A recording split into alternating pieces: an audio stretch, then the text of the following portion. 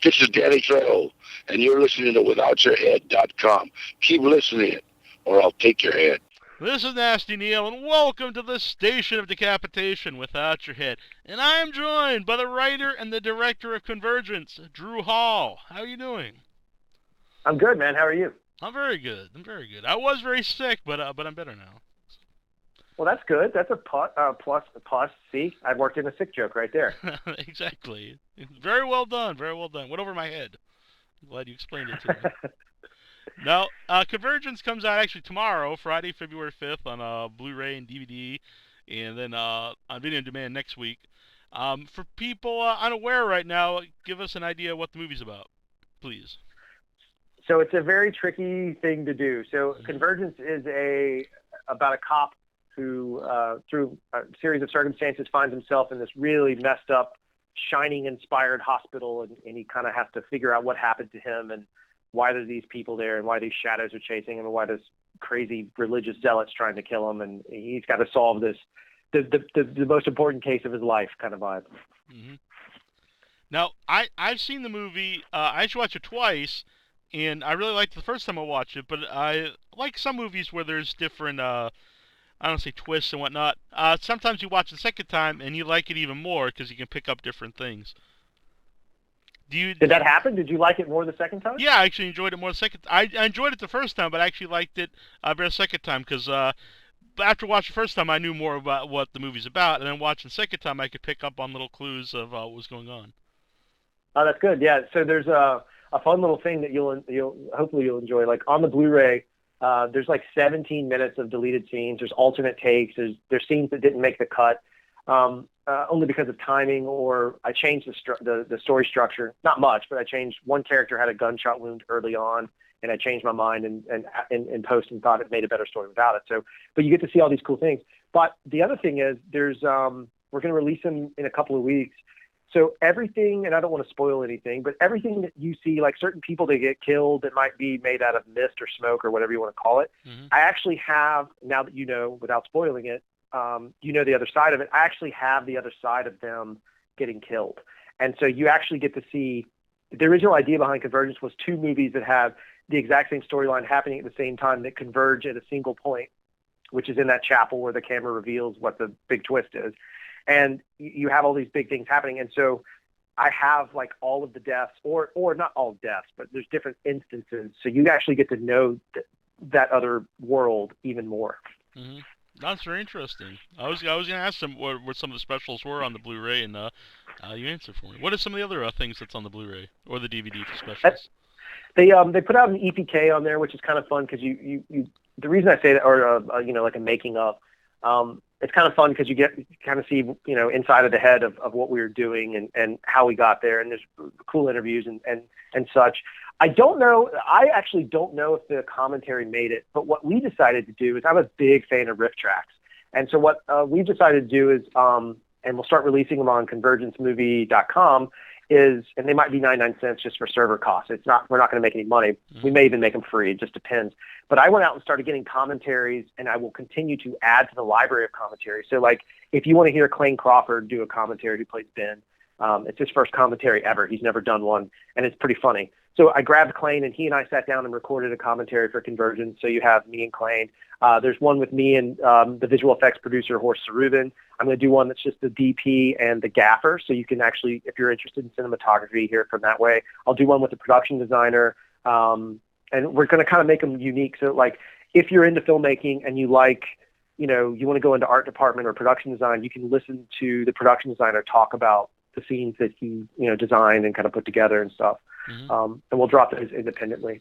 That's very cool because not just because you brought that up, because I mentioned a lot on the show, is I'm a big fan of the commentary tracks on various movies, and sometimes it's not always just like the main stars. It's different crew members and stuff who really add a lot of details that sometimes can make you appreciate the movie more. And even if not, it's interesting to hear all different takes of what goes into making the movie. Well, look, I'm all for the idea of like I like all movies, right? I'm a genre guy and I enjoy those. But one of my favorite things is, I'm like you, like the commentary.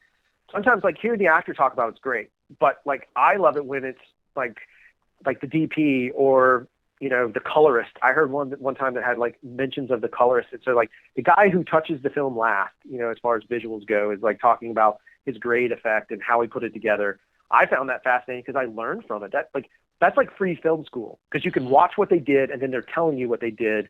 At least the way I learn, I'm a visual learner. I can see what they're doing and how they got there. It's one of the best things in the world for if you're an aspiring filmmaker or just a fan. It's pretty cool to experience it. Yeah, because I know movie Sunshine. There's a couple different documentaries on there. One's a director, and but there's one that's was like the scientist that was on set of the movie, just that they used to try to get things that made sense in the movie, and that's like one of the best commentary tracks I've ever listened to. Oh yeah, totally. I mean, and I think, see, that's what I'm saying. Like, that stuff's awesome. I have, and for us, like, we have so much behind the scenes content. What I started doing is on Instagram. I just kind of started doing it myself, but on Instagram, I started putting together a scene. I get 15 seconds, so you'll get like 7 or 8 seconds of us talking about a scene. You see who's in the sequence, and then I actually show you part of the scene, so you can see us talking about a stunt, and then you see the stunt. You see us talking about blocking. If you're into directing and you want to learn about blocking, I'm talking to one of the actors about blocking, and it's raw. Like, this is raw stuff. So you see me talking, and then I show you the scene and how it blocked out, so you can see a before and after. And we're talking about. I'm going to try and expand those even more and keep providing content, because I've got this stuff, and you know what? I hope people go see the movie and they rent it and do all that and enjoy it. But if I can also like help, like for filmmakers or aficionados or cinephiles, whatever the case is, if I can help them experience a movie in a different way, or maybe on a level they never have, I think that's what independent filmmaking is all about. Mm-hmm. You brought up a lot, and that you just love movies. I do too, even though this show's a horror show. I really just love movies, and like, what made? Do you remember any specific movies that made you want to become a filmmaker? Yeah, I can kind of break it down this way. I grew up. Look, I can't lie. I'm a Star Wars kid. Like, I remember seeing. I was too young for Star Wars, but I saw Episode 5. So like, I saw Empire, and I remember like falling in love and being obsessed, and then Jedi, and I'd seen Star Wars at that point, but those movies moved me because like I wanted to play in that big world, like that cool big world. But my parents also were like really big into classic films, so they had a rule that was like every time I rented Star Wars, because I rented Star Wars repeatedly, they got to pick another movie the next time we rented the movie, and so I had this like weird space of like watching Star Wars, and then we would watch, my mom was a big Cary Grant fan, so just insert Cary Grant movie, or we would watch. My dad liked Dial M for Murder is one of his favorites, so I've watched that a couple of times. And then as I got a little bit older, Star Wars still hung around, but then I started getting into like the really cool canon movies and the B movies, like Eliminators. I love this movie called Eliminators more than anything on earth. I don't know if you've ever seen it. But I don't think I have.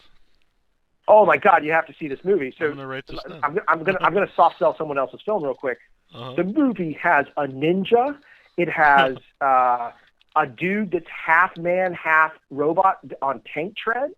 It has a villain who has an emperor, or like a Roman emperor sort of shield that shoots lightning. It is absolutely insane, and it's one of the best like from that 80s VHS days of filmmaking. Oh, it's so epic. And then also Jim Cotta. The movie Jim Cotta is like one of my all-time favorite, like, of those throwaway movies. So I'm inspired by all movies, to answer your question, in a very long way. Yeah, that's very cool. I actually wrote that down, and you sold it very well, because as soon as you started saying ninjas and all that stuff, I was like, I have to see this movie. The trailer, if the trailer doesn't get you, I don't know. You might be a robot. Have your parents seen your movies? They have. I'm real lucky. Like, when I first started filmmaking, like, I was a kid and I was shooting on a VHS bag camera, where you had like the camera on your shoulder and a huge bag that you carried around. And most of my movies were like rip-offs of Raiders of the Lost Ark, or I filmed. I'm a wrestling fan for whatever reason. Like, I still love. And so I would film like wrestling matches, like with entrances. If I can find them, I should post them because they're funny. But so they were supportive. And then once college started, they kind of pulled away, and they're like, you need to have like a real job. And then I started making money as a film creative, and I started making money, and they've been very supportive. They've seen everything. I mean, and they tell me the truth. Like, my parents love Convergence, but my dad, almost every time we have breakfast every week, and every breakfast he's like, you really should change the ending. I'm like, what are you talking about? He's like, that ending's just so like, it's sad and heavy. I'm like, well, what do you want me to do? He's like, I don't know, make it all a dream. I'm like, oh, Dad, no. So I cut a version of it and showed it to him, where I found a take where Ben goes through a door at the very beginning before anything has happened to him. He goes through this door in a warehouse, and I yelled cut, and he stops and closes the door. Well, I took it and I recut the ending, and I showed it to him. I was like, this is how you want it to end? And he was like, he watched it and he was like, yeah, that's pretty terrible. I was like, I told you, like, there's a reason. You know? I do have to bring up real quick that you said a wrestling. I'm sorry, I didn't want to interrupt you, but you're a wrestling fan. My alter ego, Jackie Jones, Internet Icon, actually hosts a pro wrestling show every week. So I was very happy. Are you kidding me? No. I'm gonna hunt you down and listen to it, because like me and my wife my wife is a huge horror fan. Like, that is her jam. Like, she loves all horror, good horror, bad horror. She loves, especially like the lower budget horror. My wife is all into it, right? But then I was like, hey, WrestleMania is coming. Do you want to watch wrestling with me? And she's like, oh my God, no. And then she came into the room, and it was Daniel Bryan. It was WrestleMania 30. And she starts watching, and she's like, this is pretty good. And now my wife is hooked. She listens to every wrestling podcast there is. And like, she's going to kill me for telling that story, but like, she's totally, and she watches Total Divas, and sadly, so do I. So like, we're totally into it. I love it. It's for me, it's the best escape medium I've ever found. Yeah, it's hard to explain what wrestling is to someone who doesn't watch wrestling. Or why anyone would like it. It's just, it really is its own form of entertainment. It totally is. It's a great one. Yeah. No, quick plug: next week, Disco Inferno will be on In Your Head, my wrestling show. Are you kidding me? No, I'm very, very excited about that. The Disco Inferno. Oh my God, that's epic, man. Yes. And well, I want to bring up let's go back to Convergence here. We could talk about wrestling all night, but I really like the use of the music. I always like that in movies when they use music as a way to show you, what time period you're in without just telling you, this is, such and such a date. Oh yeah, thanks, man. I appreciate it. That was a big debate. Like, do we show a graphic that says 1999, or do we not, insult the audience? Because I think audiences now they've always been, but I think especially now are like super savvy, and they know what's going. So like, if I drop a bunch of 90s songs, then you get that there's something to do with the 90s. You got it. Everclear's in there, Toad the Wet Sprocket's in there to set up the 90s vibe. And then I found two versions of God's Gonna Cut You Down, which Johnny Cash has the best, but that's too expensive. So I found one from an Australian band, which is what we use in the trailer, and it's at that final scene in the movie, the action scene. Yeah, I really like that song. If you yeah, it's a great track. If you listen in The Office when he's with Gary Grubbs and he first sees the shotgun and all that stuff, if you listen, that's the exact same song from a group called the Golden Gate Quartet. So like Ben's Mojo song, it plays all the time throughout his life, and it's a nice little hint that goes all the way through it. So. Yeah, this is very cool. And I graduated in '94 from high school, so all the '90s stuff was great for me to hear in the movie. Yeah, that's the same. I'm 2 years. I'm 96, so I'm right. I'm like right there by you. So, and actually, I like the song Santa Monica, but like I remember, like it got so radio played that it became one of those like, oh please, not again. And then we started debating what song really screams 90s that was super played, and someone wanted like Limp Bizkit, and I said no, and then somebody wanted like Flagpole Sitta by Harvey Danger, and for some reason we couldn't grab that one. And then the music supervisor was like, hey, what about Everclear, Santa Monica? And I was like, done, brilliant. That's why we hire smarter than you. That's the trick to filmmaking. And so like he got us that song, and it was awesome. Yeah. It was great. It fit perfectly in the movie, and I have to say, Ethan Embry is just terrific in the movie. I've always been a big fan of his anyway since Brotherhood, but yeah, he's great in the film. Oh yeah, he's like, and the funny thing is he comes across. The thing I like about his performance is, he's got these like very kind, gentle eyes that you're like, oh, I want to be your friend. And then you see him like slit somebody's throat and you're like, oh, I don't want to be your friend. I don't want to, like he's got this he just like turns it on and off, and to me that's a cool villain. Like unfortunately, he passed away, but like Alan Rickman was my favorite villain ever because I loved to hate him because I liked him.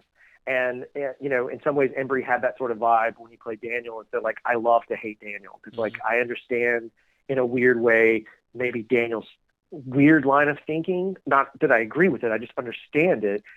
But then I hate him because he's just committing these heinous acts. So it was kind of a fun twist. Yeah. For me, I always think the best type of villain is a villain who, in their mind, is doing what is right. Oh yeah. Yeah, and that's the funny thing. That's exactly what. So when I will never forget it. But like when Ethan and I were talking, he was like, "So look, I don't want to play this as like a hard nosed villain. I kind of want to come across as, I just want to play this character as someone who really believes in what he's doing. And if he makes a nice decision or shows some sort of generosity, it's because he believes that's the right thing to do. So if he in turn does something really heinous and commits like one of these insane murderous acts, it's because he believes in what he does." And then he started, we did like a little rehearsal bit and he did his first take and the guy like walks up, and the very first scene we filmed with him was him at the elevator where he's like, the line, the girl falls down the elevator shaft and he quotes some scripture. And the first take is like, the dude's eyes are, he looks right into the lens and says it. And I told him to, I was like, just do it. Let's just see what happens. He looks right into the lens and they're so kind in the beginning. And then he just turns them into like the Daniel Donner of the monster side. Oh, it's so cool. It just was out of focus, so we couldn't use it. Did you have any role in casting him for the movie? Yeah, I'm pretty big on, the producer, Scott Robinson, and I we work in tandem. I have a really good relationship with Scott. And so when we got around to casting, one of the things we did was always talk it through. Now I will admit that Ethan is Scott's idea. He pitched me on it. He was like, "Hey, I got this crazy idea." And he was like, "Ethan Embry." And I was like, "Really?" And then I thought for 2 seconds and I thought about Cheap Thrills, and I had just seen that movie. I was like, "Yeah, totally do it." And he made it happen. So I like to take credit for it, but finding Ethan in this role, it goes to the producer. Yeah. I don't want to give too much away in the movie, but it's kind of like they're stuck in purgatory, and the idea that his character is still there, I think, is interesting because it kind of asks the question, why is he still there? Why isn't he in hell or whatever? So it's kind of like maybe what he's doing is for the right, and I kind of like that. It's kind of something to think about while you're watching the movie. Yeah, the idea is like the black and white is, if you set everything in black and white, it's pretty easy to see good and bad and play that. But we don't live necessarily in that space. Like our world, our society has got a lot of gray areas of opinion and views and beliefs. And my thought was always like, if we take that and apply it to this afterlife, and I can't define the afterlife. I'm not saying that everyone, that passes ends up in a hospital and that purgatory is a giant hospital. I'm just saying for this group of people, for them and Ethan or Daniel's character and Ben Walls and his captain, those people needed to experience purgatory in this kind of like the holodeck on Star Trek. Like that's what they needed to see to make their choice or their decision or their reality more important to them, if that makes sense at all. I don't think it's ever like said in the movie heaven or hell. I could be wrong there, but I don't think it is. It's not. It's only done through some numbers, and it's done in a way that's like I started building the floors of the hospital, and we would assign certain floors to kind of represent that of the Purgatorio. And so you end up having like Ben wakes up on the 4th floor, and then he transitions to the 3rd floor, and those were the levels. And I don't have them all in front of me. I don't remember, all of them, but they lined up with the character moments. So Daniel does stuff on the 3rd floor, which I believe is greed, or no, that's the 4th floor, maybe 3rd floor, or whatever it is. But each character has certain motivations that happen on a certain floor to kind of represent that, but it's never said. It's just there as a subtle little hint. Yeah. Me personally, it's I like that in movies. A lot of like the '70s movies would do things where it's left up to the audience's imagination to put things together. But when you're writing and you're directing the movie, Is it ever hard to like, well, I've got to have so much in there so people can follow it, kind of find the balance between not giving too much away but letting enough out there so people could, understand the story?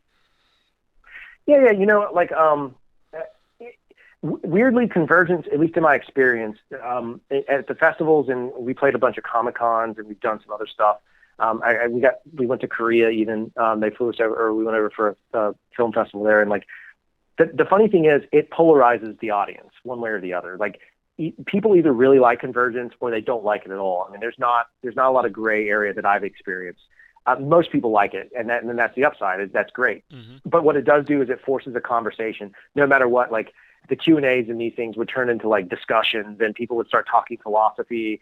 And my whole goal was to make a movie that you did walk out of the theater, or when you turned it off on your computer or iTunes or whatever, that you actually, if you watched it with another person, it does want you to engage in a conversation. It doesn't have to be about religion or faith or any of that. But at least the movie leaves enough with you to be like, let's talk about that because that was crazy or whatever. So at least it stirs it up. And it's not crazy in the sense of like gore factor. It's crazy in the sense of making you confront some sort of weird decision or thought process. That was the idea behind it. Yeah, I like that about it. Was because you didn't. It does not. That doesn't. Well, he does reference God and stuff, but I said there's no heaven, there's no hell. It's just kind of more a conversation about what's right, and what's wrong, like morally. Like there's a waterboarding scene in the movie, and it got you could talk about that. Is that a terrible thing to do, or is it ever warranted? And there's a lot of things in the movies like that. You got. I mean, that whole bottom sequence is like where it comes in without spoiling anything. Like. Exactly. Right. So then that kind of is making a quasi, is this ethical to do that? And that has nothing to do with religion. We're talking about just pure ethics. And that's the whole thing is like every process in the picture is about exploring the idea of grace, and it's not grace just in the biblical sense or the religion sense. It's grace of like, how much forgiveness do you offer someone? How much do you consider this idea of like just turning your back on it and saying, you know what, I'm not going to deal with it, or accepting it or whatever. It just poses a lot of questions to maybe unsettle or settle, depending on your point of view. Mm-hmm. Now, how long had you had the idea for the movie in your head? Was it something you thought about for a long time, or did you just write it one day? The background I had for a while. So I grew up in the South where during the 90s, there was a lot of abortion clinic bombings and killings, and they were close to me. There's one in, I grew up in a city called Mobile, Alabama. It's right on the Gulf Coast. And there's a Pensacola, Florida is just like 40 miles away. And in Pensacola, a guy who helped inspire Daniel, or led to the inspiration behind Daniel, like was on the beach, decided that God told him to go kill people at an abortion clinic. So he goes over and shoots it up. And one of the women that's there was pregnant. Now, she wasn't there to abort the child. She was there because she needed a job, because she was keeping her kid. And this is the place where she had income. And so those stories growing up in that environment, it was pretty hostile. Growing up in that environment, like thinking about it, I mean, there's quite a few murders around it in this area, and they were all claimed or linked to abortion stuff. And so it kind of started sticking in my head, and that kind of idea of a villain doing something that they claim is right, and they can show justification in their mind and using, religion to help them justify it. That terrified me and freaked me out. So it always lived. And the idea was birthed out of, I literally forgot my glasses, which you've seen in the movie, so that makes sense. I forgot my glasses and had to go back inside. And that's my daughter in the movie. The little baby is actually my kid. And so my wife was standing out in the garage, like in the movie, holding the baby. And we had just had an argument, and she gives me my glasses, and I leave. And I started thinking, what would happen if I were gone? What would happen to, our lives, and what happened to me? And it just kind of led me down this wacky path of building that world. That was the inspiration behind it, I should say. Mm-hmm. That's very interesting.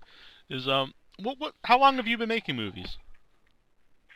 I started really in 96, 97, like just doing shorts on my own, professionally, like, shooting with actual actors and not just my friends shooting wrestling and stuff. So we started like 96, 97. I got into the business full time, roughly 2000. I did some stuff then. And so I've been doing it like all through college and the end of high school and all through college. I was shooting as much as I could. And then I guess my first real professional job, I believe it was a tour video for a band called the Bloodhound Gang.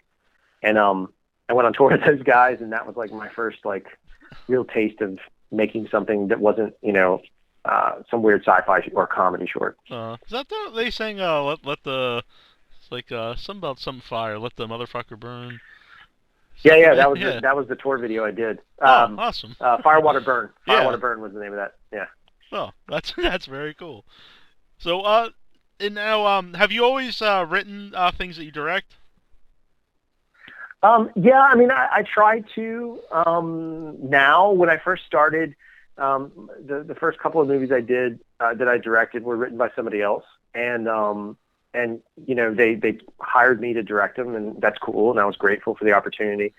And so those were the first three. I wasn't super attached to those stories, and so it was just work for hire.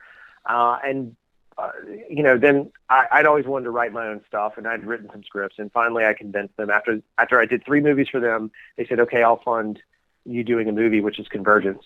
And so Convergence, I like to call Convergence my first movie. Like that's my first film that's mine because I wrote it, directed it, and put all my energy. Not that I didn't on the other ones, but having a writing aspect and then a directing, it is a different beast altogether.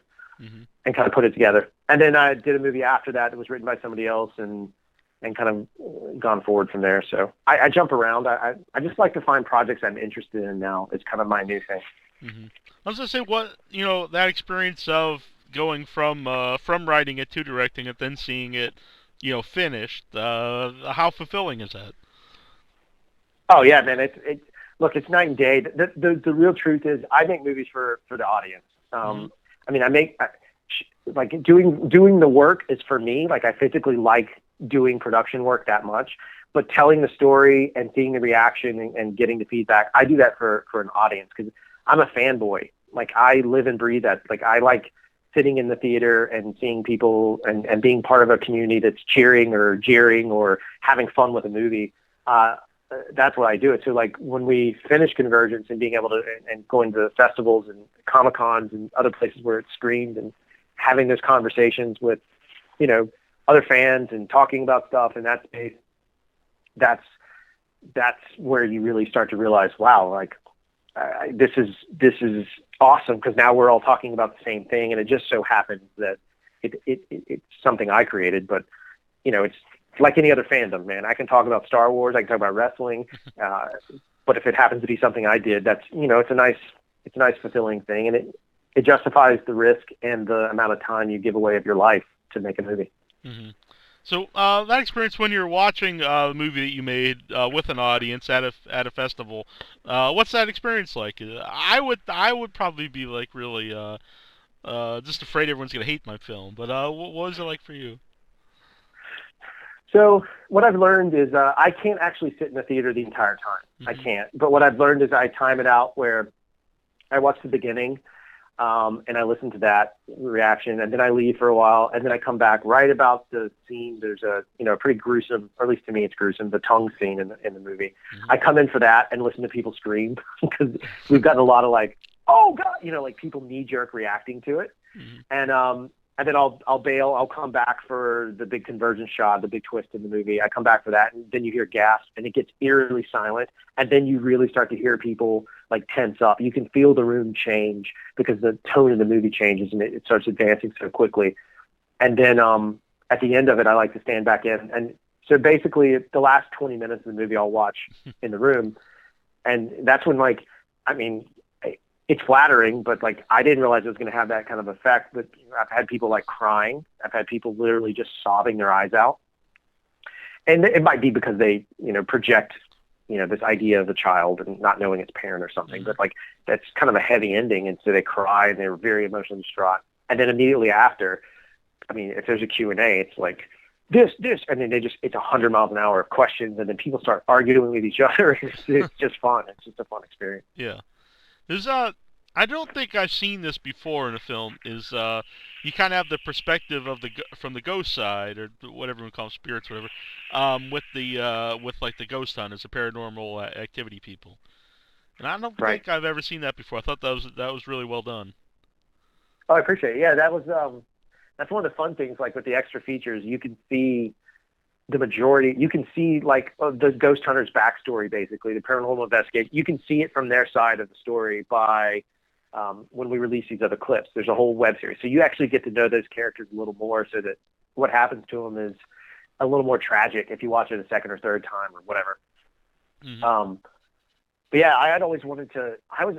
Look, I'm a big paranormal guy. Like I don't ghost hunt or anything, but I find like I listen to a lot of podcasts. I listen to like Darkness Radio and Coast to Coast and Mysterious Universe, and I love that stuff. It's like it's free creative ideas that you get to play with. And shadow people is what I originally started the idea on. Is what are shadow people? I was like, oh my God, what if shadow people are ghosts on the other side? And then it just kind of developed from there. Mm-hmm. Well, that's cool. I didn't put that together, but I like that because I used to listen to Coast all the time myself, and that was always a very hot topic was the shadow people. Yeah, and that's the thing is like so.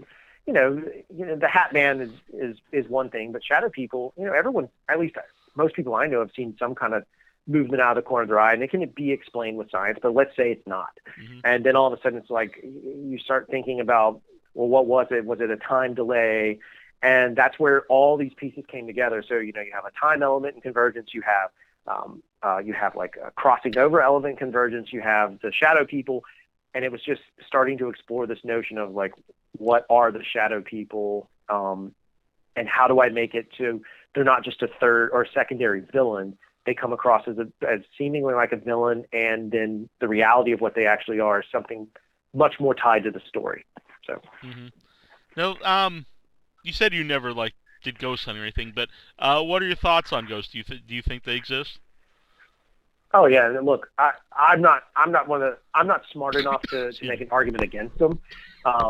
And I'm not smart enough to make an argument for them. What I know is what I've experienced, and the paranormal that I've experienced in my own life, the several cases that I've seen. I mean, I've seen a shadow person. I've seen like completely unexplained lights in the sky. I've seen all kinds of stuff. I've had experiences where things have happened in a room, like a chair just like falling over, like creepy stuff. I've seen these things firsthand. So for me, I'm a believer in that idea. I don't know what it is. It could be explained with science, but I know that something happened that altered my perception forever, and that's what I have to kind of live with. Mm-hmm. I've never been a believer, but a couple years ago, my partner on the show, Annabelle, and I, we got a Ouija board, and we used it in a cemetery by me one night, and it was I never believed anything like that before. And it was really interesting because we actually got answers to the questions, and they were all like mundane things. So I would think like if you were kind of controlling with your mind without maybe not knowing, you would come up with some crazy, someone you're talking to without. But it was like this guy that was like a doctor, and it's like just this real boring stuff, really. But to me, that made it more. It made me think more that maybe there's something to this. Oh yeah, so we had a spirit box, that jumps FM frequencies or whatever. We had a spirit box on set, and people in the hospital, which was creepy enough, and there was a couple of ghosty kind of vibe things happening. And so like we're standing in the hospital, and things escalated in the hospital as well. I mean, a couple of people were pushed, not hard, but pushed gently. People's hair were messed with, and I put all those in the movie because they were real at that point. But like, those things happened, and in the spirit box where somebody was playing with it, and they started asking questions. You're in a hospital. People have died there. You know that. And people would ask questions, and the spirit box would come back with answers, like straight up and down. It freaked us out. And some of those answers we use some of that actual audio in the film. At the very beginning of the movie, there's like a spirit box that kicks in right before the baby monitor, and it says something. I won't say what it is, but it says something that basically tells you what the entire movie's about. And it's freaky as heck for us because we knew like that, like we were in the room. It was me and the recordist, and we asked questions, and I asked a question, and it answered that question immediately. And so we put it in the movie. Oh, that's awesome. And that, mention it's on Blu-ray and stuff, but it's also video on demand next week. How important is that to like independent movie makers? So, we call it physical and transactional, and they have all these different terms for it. Like, Blu-rays are awesome. I think it's great. But, most people that I know now are more like Blu-rays are for collectors and diehard fans that maybe just don't like iTunes or VOD or whatever. But transactional stuff like VOD and iTunes, Amazon, that stuff is really important because it's where we're headed, right? I mean, we're headed to this purely digital age of cutting the cord. And the more people cut the cord, I mean, I have friends that don't have Blu-ray or DVD players anymore. They have, Rokus and Apple TVs, and that's what they use. And my laptop doesn't have a DVD player at all. Like, I have no way of watching a disc. And so the physical is still important, and it's there, and it means something very, very, very unique. But so does like the iTunes version, because then what happens if someone watches on their phone? And the other side of that is the experience on the phone. A screener, a digital screener, an online screener, it's going to be a complete different experience than the Blu-ray version of it. And, I would always like people to watch it on Blu-ray, but not everybody has access to it. So you have to have this stuff. And, VOD, man, the numbers are crazy. Like the spike in business on the numbers it makes it more accessible. People can finally get to your movie if you're an indie guy. It's a big deal.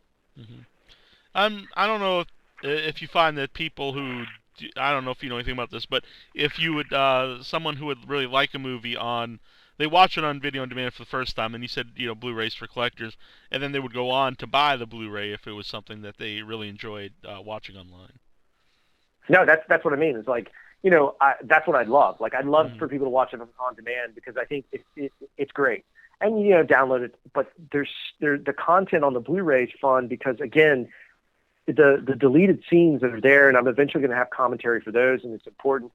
The deleted scenes that are there are really cool. Mm-hmm. And being able to have the commentary tracks like we talked about earlier, like you sync up that commentary track and suddenly you can watch the movie again, turn the volume down, and just, watch it from a perspective of the cinematographer, because he's going to have a whole new perspective on the movie that you've never heard. So you can like experience something and enjoy it in a different way. The other side with Convergence, I think it's pretty important. And we've kind of talked about it and spoiled a little bit, but Convergence is one of those movies I think it's fun. It's heavy socially, but it's also kind of fun socially, because when you're watching the movie and the twist happens, if you already know about the twist, you can kind of watch other people experience the twist.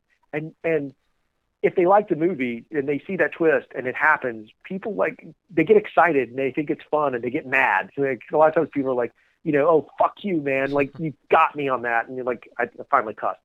You got me on it. And, they like to be challenged, and at least to me. And that's something that only comes with like Blu-ray, in my opinion, because the repeat play on it's just more fun. Yeah. I honestly, not because you're here, I get a lot of screeners. Honestly, a lot of them are not very good. That's being polite, but I really enjoyed Convergence, and that's why I watched it a second time. And because there's a lot to it, it's not just which I like, kind of a mindless movie once in a while too. That's fun, but there's a lot to the movie, and it makes you think, which doesn't always happen. No, that's like. Look, man, my favorite horror film of all time is The Shining. It's the movie that scares me the most. And the more times I watch it, the more I get freaked out by it. Because it's a freaky movie to me. And it unsettles me.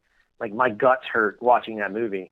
And it's the same kind of vibe as, like, I'm glad that you said that, because I'm not comparing myself to Kubrick by any means. But, like, it's cool to watch it again and again, and kind of creates that sort of weirdness, and you learn more about it, and the more you get into it, the weirder that world gets. It's just fun. Mm-hmm. I do have to ask, what are some of your wife's favorite kind of B-movie horror films?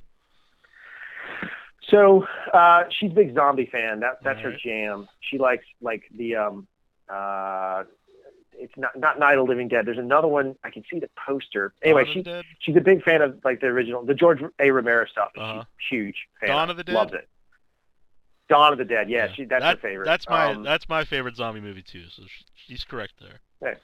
There.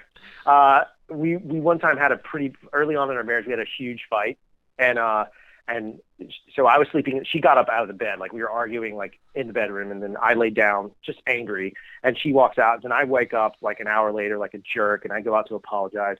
And we had 2 French doors in our house, like leading to our backyard, and she was watching Night of the Living Dead right about the time some zombies are busting through windows, and it spooked me, man. I just was like, I'll apologize tomorrow, and I went back into my room and slept under the covers like a freak. I've told this story a few times on the show, but that's the first movie I remember seeing at the drive-in. Single mom, and she would take my older brother, who's 9 years older. and take him to the drive-in. Instead of getting a babysitter, she would take me too. So I remember seeing Night of the Living Dead when I was very young, probably 5 or 6, and there's a scene where the car blows up and they're eating everybody, and I remember I actually remember this. I was like scared. My mom looked at me and said, "Oh, they're just having a barbecue." And then ever Oh, since then, Jesus. I've been totally fine with horror movies. Oh, it's so great. I was terrified of 2 movies growing up. One of them was The Last Starfighter. I don't know what it was, but when that guy's playing a video game and he becomes gets turned into an alien or whatever happens to him, that scared the crap out of me as a kid. And then I was also, as a kid, I was terrified of Invaders from Mars. That movie just trashed my brain. I couldn't handle it. It scared the crap out of me. I know the one that my family still talks about and makes fun of me is the movie Magic, and there's the screener, not screener, the commercial for it, and it's just the mannequin talking, and that always really scared me. But I also had a mannequin very similar to that. Oh, so that would freak me out too. I'm not mannequins. Mannequins are creepy. Yeah. That's it's the uncanny valley thing. Like the whole idea that your brain can't process. It looks like a human, but it's not. It's the same problem with androids. We have the uncanny valley on that side. And I know you brought up Star Wars a few times, so I have to ask, what did you think of Episode 7? Oh man, I geeked out. So I have a thing though. As weird as it sounds, I'll go see movies I really want to see and pay attention to, and not be a filmmaker when I'm watching them.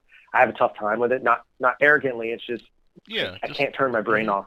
But I watched it in 3D because it's almost like 3D is like beer goggles for me. So I go in and everything's magical in 3D for me in that moment. And I loved it. Look, I saw the parallels to Episode 4. I see it. I get it. But I don't care. I still had more fun watching that movie and I've seen it twice total, but I enjoyed every moment of it. Yeah. What about you? What'd you think? I actually agree 100%. We have a video review of it up online, but there was I definitely that was my only. This was before everyone talked about it because we went to see it before it was the early release, and I said the only negative, and I don't really consider it a negative, is just that it is very similar to Episode 4, but I also like that about it, because he had the same feel of the original trilogy that everyone likes, unlike the newer trilogy. I think we're really missed the boat. But I love the movie, and sure, it's very similar, but I don't find that as a negative. I love the movie, and everything worked in it. The new characters, uh, the returning old characters, they weren't just kind of gimmicky, kind of thrown in for a cameo. They felt really part of the story, and to me, it really felt like a continuation of the original trilogy. Yeah, that's how it was with me. I had complaints in on second viewing. My only issue with the movie was the last third of the film. Once Rey is captured, that's where there's some problems to me, like pretty bad ones. But even then, still, it's Star Wars, right? We don't have to explain it. It's Star Wars. I'm okay with that. Yeah. The biggest mistake Star Wars ever made was midichlorians, in my opinion. Midichlorians, in my opinion. Yeah.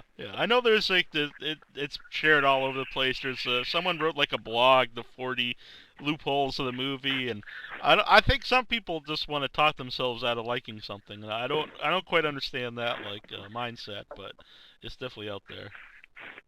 Yeah, there's very few movies that I can honestly say I just don't like the movie. I mean, and it's few and far between, because there's something redeeming, whether it's cinematography or the sound design. There's something technically or narratively redeeming about everything, because someone put energy into it, is my thing. But hating on Star Wars almost to me is it's throwing out the old clickbait worm and reeling in real slow to get those SEO points up. Mm-hmm. Yeah. And what was your favorite wrestler? All-time favorite wrestler. It's a tie until he became Ultimate Heel. I mean, I grew up. Well, there's three-way tie. One is Ultimate Warrior. Unfortunately, we lost him. He was my favorite. I was a big Hogan fan, man, and then it broke my heart. That whole scenario is what it is, but it broke my heart. But I'm a huge Rock fan. I think The Rock is. I just enjoy it. He makes me laugh, so I just enjoy every aspect of it. Yeah. But I like a lot of I'm a Sting fan because I was WCW during the Monday Night Wars. Man, I was a huge WCW guy. That was more my speed. So I didn't watch a lot of Attitude Era. I only got The Rock in doses. Mankind, I'm a big Mankind fan. I mean, that guy throws his body away for no reason. It's great.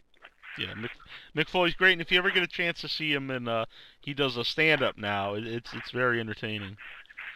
What? Okay, so I got to know. What about you? Oh, by the way, Disco Inferno was one of my favorites because during the WCW era, like that, he was awesome because he was funny, and I like the comedic guys that play it up well. What about you? What's your jam? I did too. Well, growing up, let's see. My favorite was Roddy Piper. I love Roddy Piper.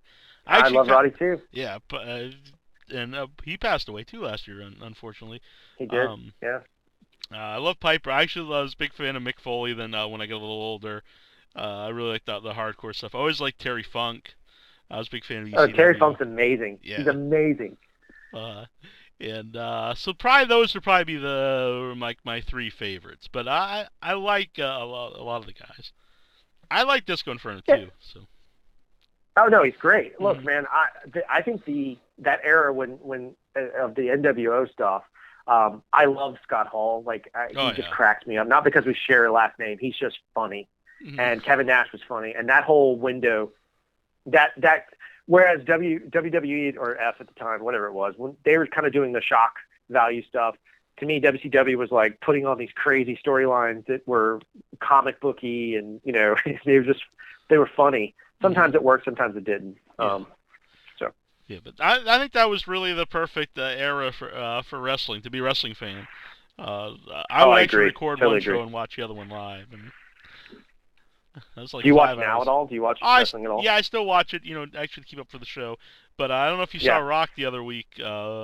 He was on with New Day, which New Day is one of my favorite new acts on the show. I'm a big fan of New Day. I don't know if you've seen any of their stuff. Oh yeah, no, I have a shirt. I wear it with pride. I wear the New Day riding a unicorn thing, like, cause I think they're what's the most wonderful thing about the wrestling business is seeing those guys craft a story that no one wanted initially. They made their own. So like to me, they represent the same thing about like filmmaking. Like they're the independent guys in a weird way inside of a big system, but they're the independent guys that made their own destiny. That's awesome. Mm-hmm. Yeah, and you could totally tell they're having a lot of fun out there. And, oh my God, it's great. They're just great. Yeah, and I don't think they care, what anyone thinks, which makes it amazing. So their interaction with The Rock was great the other week on Raw. I don't know if you got to see that. It did, and I laughed and cheered and was I rolled on the floor, man. It just made me happy. So how can we follow Convergence and yourself like online? Sure. So you can go for the movie. You can go to convergencemovie.com. We have an Instagram account where you can kind of see like cool little behind the scenes and stills and stuff, which is at Convergence Movie for Instagram. For Twitter, you can follow me personally on Twitter at TeslaPunk, which is like Nikola Tesla and the word punk put together, at TeslaPunk. And then you can follow our company that made Convergence, which is sometimes we release stuff on there too, which is at Frame29 Films. Very cool. I was going to ask how people can find you, but that sounded strange. But yeah, people can find you online here. Yeah. That's always the best way. Right. So what's after Convergence? What do you have coming up? We got a couple of things. So I've teamed up again with the producer of Convergence, Scott Robinson, to make another supernatural horror movie called Black Eyed Kids. I don't know if you're familiar with the urban legend of BEKs, but they're gaining in popularity. So it's a really creepy idea. Just imagine you hear like 3 solid knocks on your door, and you go to the door, and there's a child standing there with its head down, and says, and it has a weird vernacular, and please, sir, let us in. And, you just feel weird about it, and they look up at you, and their eyes are black as coal. So what I decided to do, that's the urban legend. What I decided to do is turn around and say, okay, what happens if you let them in? And so it's the kind of exploration of that. It's a pretty crazy story. And then we've been working on I'm a big sci-fi guy, so we've been working on a steampunk-inspired kind of epic science fiction piece called Ether. And there's we shot a proof of concept film with a lot of guys from like The Hobbit and Blade Runner. The production designer of the art director of Blade Runner was our production designer. And so we have this really cool Mad Max meets Firefly kind of proof of concept film that you can find at etherprologue.com. It's where you can see the video. And so we have a bunch of stuff on there too. That's the 2 big ones we have in the queue. Awesome. Well, I'm looking forward to more of your work, because I really did, again, not just because you're here, I really loved Convergence. I truly appreciate it. Like, to me, that's humbling. That's awesome, because that means, you know, it's a big deal to me. I appreciate it. Yeah, cool. Well, I appreciate coming on tonight. It's been a lot of fun, and love to have you back sometime. Anytime, man. Anytime you want me, man. I can talk shop with you all day. You're just fun to talk and hang out with. So anytime you want, I'll be available. All right. So join us next week when Drew Hall returns. No. There we go. Done. All right. Excellent. Hey, this is director Dan Reeser, director of the film Stomping Ground, and you're listening to Without Your Head.